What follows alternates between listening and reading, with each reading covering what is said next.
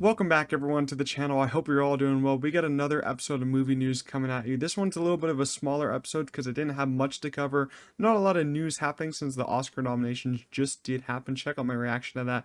Before we get started, make sure to like this video, subscribe to the channel. We're on the road to 600 subscribers. It's free to do so. The first story though is actually a very exciting story. One of my favorite stories we've gotten in the past week. It's Eldon Henson and Deborah Allen will return as Foggy and Karen in Daredevil Born Again.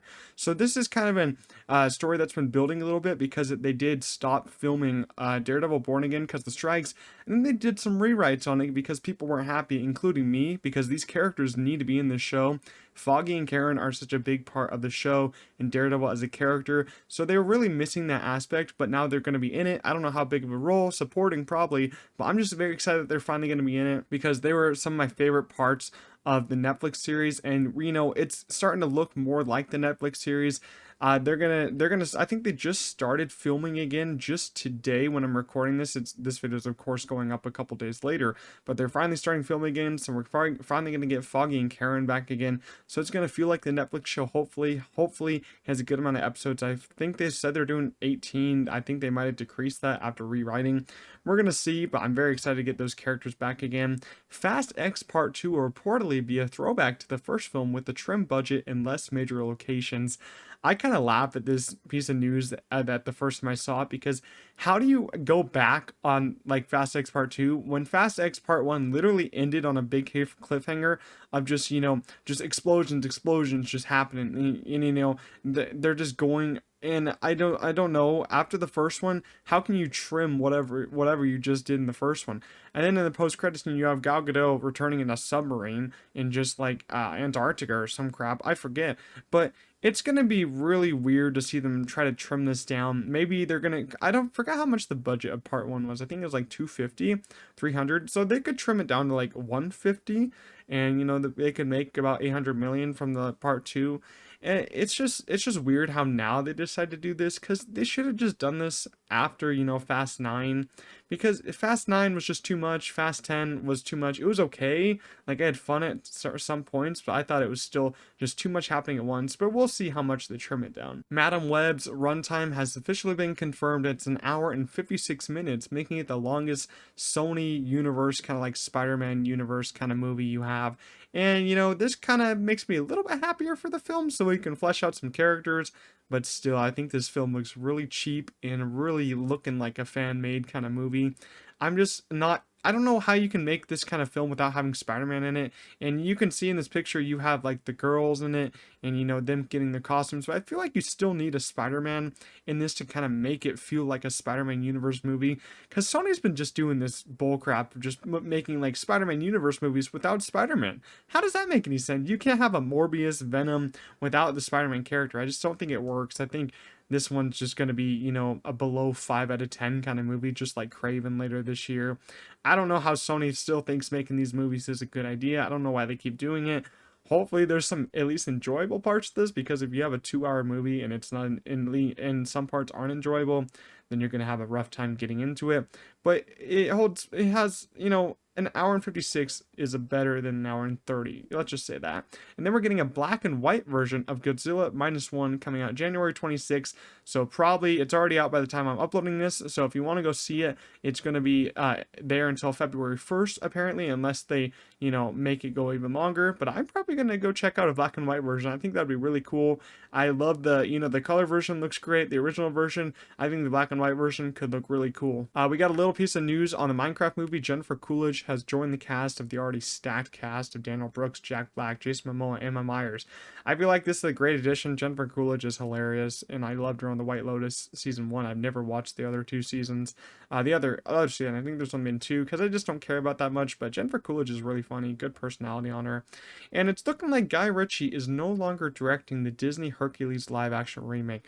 I find this kind of upsetting, because I think Guy Ritchie is a great director. I loved his take on the Aladdin live-action, and I really am interested to see how a Hercules live-action movie can, be like. But I want them to take the time on it. If he's not wanting to direct it, take your time, find a new great director in it.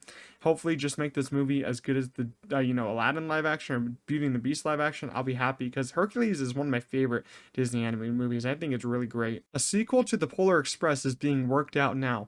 I could not care less about this. I literally watch the Polar Express every single year during Christmas time, and I still don't like it. I don't know. It's kind of just a tradition for me to put it on and trash this movie. If you love Polar Express, that's good for you.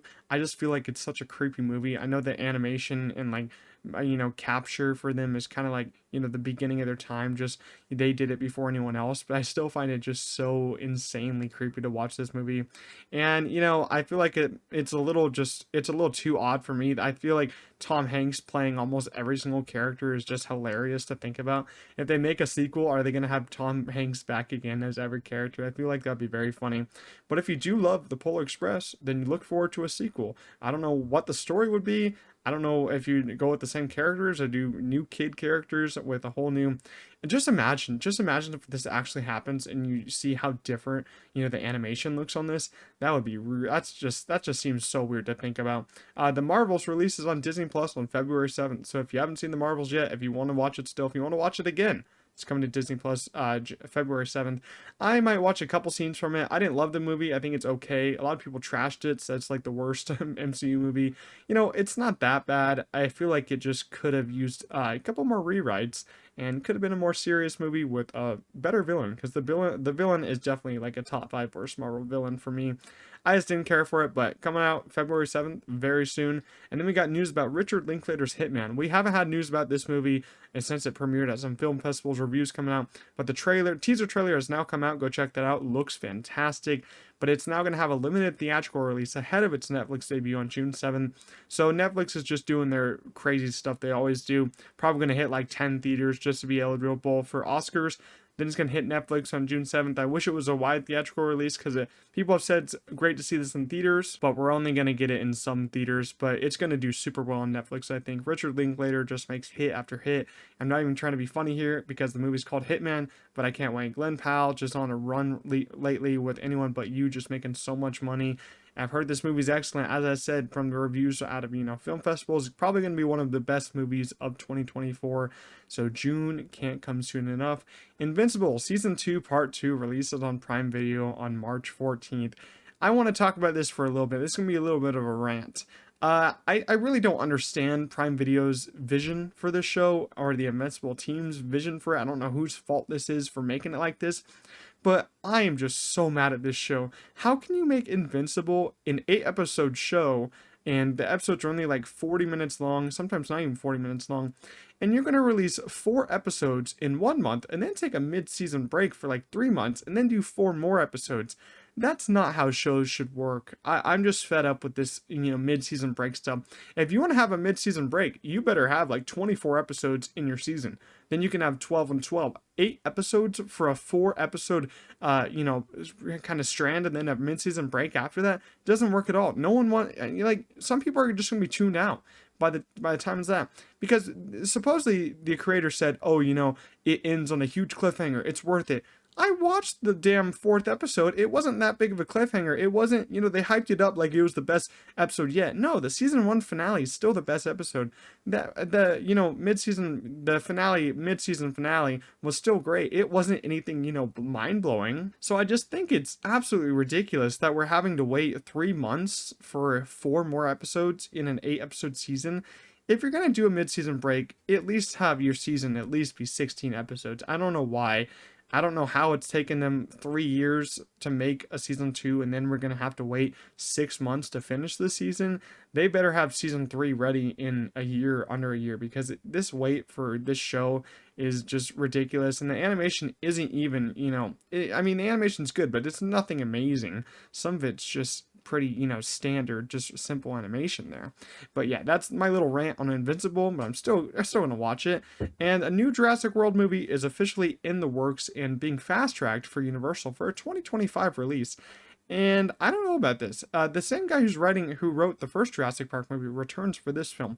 So, that's good, but how are they already making another Jurassic World film? Because Jurassic World Dominion just came out in 2022, and that one wasn't great. They literally made the locusts the main part of that movie. The dinosaurs weren't even the main part. It was just fascinating what they were doing with that movie.